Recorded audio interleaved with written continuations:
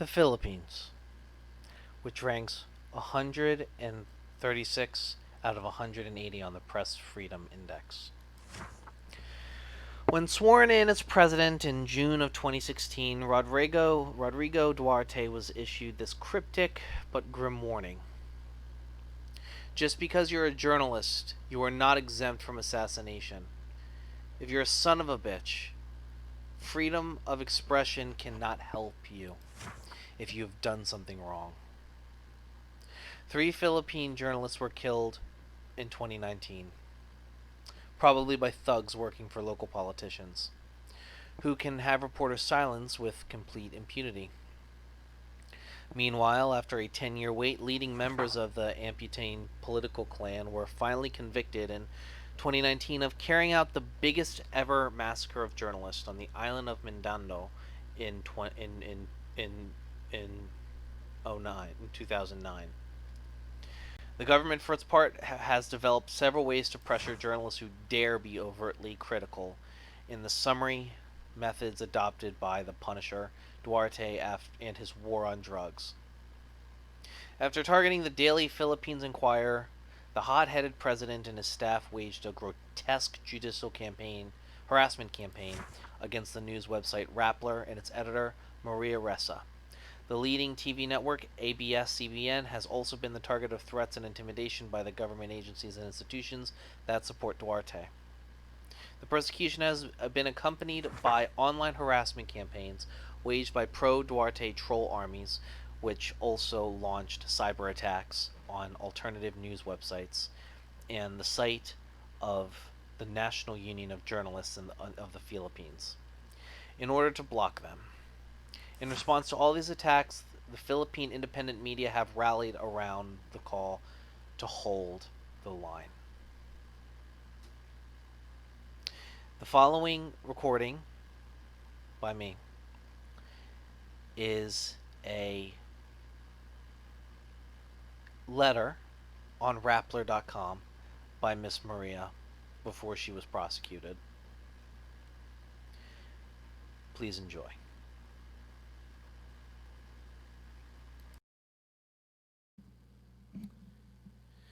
Your generation is extremely lucky because technology has made you more powerful than the generations before you. Even though I'm much older than you, this is also my graduation year. The year I left traditional media to start a new media company called Rappler. All around the world, the internet is turning businesses upside down. Society is shifting beneath our feet. Last week, Facebook bought Instagram, a company that was a year and a half old with 13 employees for more than $1 billion. It's a flat world today where a small startup like Rappler can compete against established, better funded news groups. It's a world where ideas can come from anywhere around the world and travel in the blink of an eye. Ideas from you here in this room now reach decision makers in ways never possible before. Managers my age are trying to understand a digital world that comes naturally to you, so you're entering a workforce with an innate advantage. You don't have to unlearn the baggage of the past, and you're better prepared to take the risks and discover this brave new world. Technology has made you as powerful as your future employers. You're coming of age at a time when your inputs are as valuable as those much older than you. The virtual world is just like the real world, but faster with no boundaries. It's a world where people, ideas, and emotions travel through closely interconnected social networks. The Philippines, according to Comstor, is the world's social media capital, and Facebook connects 845 million people around the world, the largest ever in the history of man. How many of you here have Facebook? That's a positive and a negative for you because I think it makes it harder for you to deal with the challenge that faced generations before you. How to build meaning into your life. Meaning is not something you stumble across, nor what somebody gives you. You build it through every choice you make, through the commitments you choose, the people you love, and the values you live by. For me, it begins with the choice to learn. Learn all the time, learn all your life. Learn from your successes, but most importantly, learn from your failures. When I was about a year older than you, I became a CNN reporter. Like most things in life, I stumbled into this. I'm a behind the scenes person, a producer, and a director. But for whatever reason, CNN made me a reporter, and I was scared. I still remember my first stand up, the part where you speak directly into the camera, and so bad my boss at it was so bad my boss in Atlanta sent it back and told me to do it again and said, "Put on a suit and makeup, you look 16, your voice is too high." I asked, "How do I change my voice?" He said, "Drink brandy." Really, I thought? He said, "Speak with authority." It translated to me as be more arrogant. I had a pet peeve about a way of being on camera. The air of knowing everything hits me as arrogance. I didn't want to pretend I knew everything because I didn't. Over the years, I learned that being on camera is the most unnatural way of being natural. It's about self-confidence, but there's a thin line between self-confidence and arrogance. So I watched myself. You know how hard it is to watch yourself? I kept doing it over and over again until I was happy. I put in my 10,000 hours. That's the amount of time Malcolm Gladwell said it takes to become an expert at anything. That's the point when you start to create, when it fully becomes you. Being a reporter shaped a lot of who I am today. The ability to walk in anywhere, make quick judgments, ask tough questions, speak plainly. It all began with that moment of failure. I wish you the courage to fail, because success and failure are two sides of the same coin. You cannot succeed at some point if you haven't failed. I'm not the first to say this.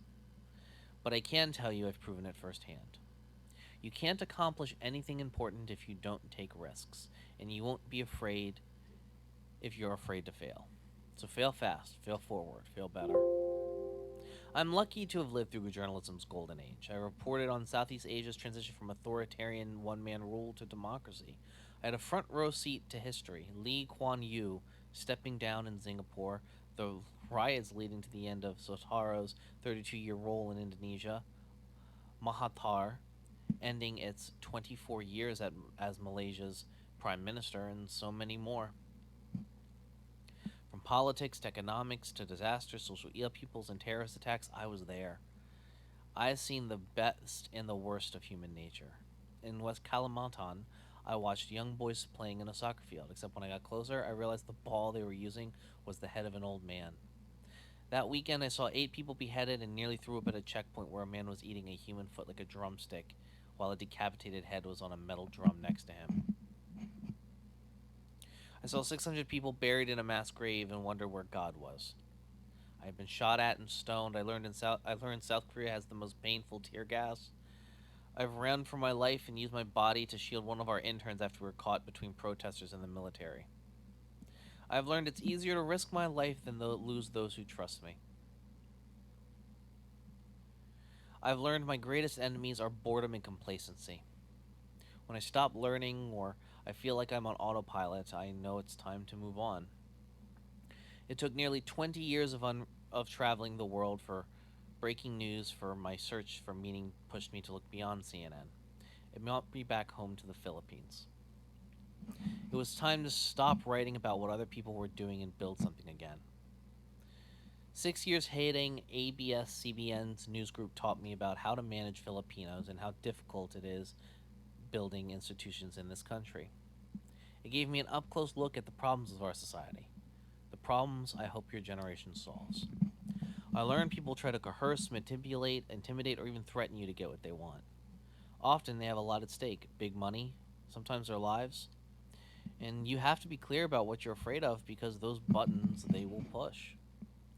Which brings me to the role fear will play in your life. Some people do not do their best to avoid what they fear. Even when I was younger, I felt that gave fear too much power, and in the process it begins to define you. So I thought, well, what's the worst thing that can go wrong? I'll fail? Remember what I said about failure. Seek it out. Remember the phrase, what doesn't kill you makes you stronger? It worked for me. And what doesn't kill me will make me stronger. That's why I believe it's so much better to confront your fear than it is to run away from it. I've learned that the worst fears are not what other people can do for you. What's harder is when you are alone and answer the tough questions of everyday life. What do you stand for? What do you believe in? How far will you go to stand up for what you believe? This is the moment to draw your lines. When I was your age, I didn't set out to fight corruption. That battle found me. The company I helped form in my 20s, Probe, began one of the first public battles against it. And at the end of each program, we said Probe fights against environmental journalism. Over the years, I discovered how endemic corruption is to the root of everything that's going wrong in our country today. At ABS-CBN, I took a zero-tolerance approach to corruption for both our people and those who tried to bribe us. It started because I drew a line when I was your age. This is the moment to draw your lines. There are some simple truths. The more you say no, the easier it becomes. The more you do the right thing, the harder it is to do the wrong thing. It's a tipping point approach to building your identity. My line in the stand was defined years ago when the fiance of one of my closest friends offered me $150,000 to do a story for CNN. It wouldn't be traceable, he told me. It would be deposited directly into my bank account. He gave the offer over lunch, and although I wanted to say no immediately, he held my hand and said, "Please take at least a night to sleep on it and think about it." I was shocked. I didn't even tell my friend. That night I thought about it, but reality stepped in. My sense of self is tied to being a professional journalist, and I couldn't look at myself in the mirror if I accepted the bribe. I had drawn the line clearly, and I knew accepting money would make me a fundamentally different person. On this side of the line, I'm good. On the other side, I'm evil. On this side, I'm clean. On that side, I'm corrupt. It's that simple. Remember that evil people don't think they're evil. Corrupt people don't think they're corrupt. Corruption is endemic to our country because people rationalize it. They split hairs about definitions. It takes all of us to keep it that way or change it. The only way to change is if more of us take a stand against it and refuse to tolerate it. This is the time to define your ideals because it only gets murkier the older you get. People will tell you you're naive. They say, it's the way things are done. Don't believe when people say that. The choice is yours. Choose to do better. It brings me to the last lesson I want to share with you today. You have the courage to say no. Corruption will be significantly reduced if everybody in this room today said no. No to your friends who say it's okay to do what everyone else is doing. No to your family because that's how corruption spreads, through our social networks. All of us like to be liked. But remember that being part of any group carries a price. Studies show that peer pressure actually distorts reality, so be careful of the friends you keep. People will do things as part of a group that actually goes against their own morals and even harms others. We Filipinos believe in social harmony. SIR, smooth interpersonal relations. But I've seen too many people stand by while the group does bad things in their name. Take responsibility for the world you are creating. Let me end the way I began. Now more than ever, technology will give you more power, make you more interconnected, and while that's exciting, I think it will make your fundamental search harder. The question we all set out to answer is, how do you build meaning into your life? I've given some lessons I've learned in trying to answer that question, and in the end, you can put all those lessons in this one sentence. You build meaning by choosing what you commit to, whether it's a cause, a religion, an ethical order, the people you love, or the nation you're creating. The ingredients are there. You're the only one who can put them together in the unique pattern that will be your life. Do it with your eyes open and remember this, self, sitting there, so you can remind yourself, your future self, about the lines you draw now. I made a vow to myself a long time ago. When I was sitting where you are now, I would never say or do anything I didn't believe in. I maintain a healthy distrust of herd mentality. I kept those vows to my younger self. And every time I make a difficult choice, I remember the lines I've drawn. This is why I can stand before you at nearly a half-century old and tell you it's possible to live your ideals. You don't have to compromise. Take a stand and change the world. We're counting on you.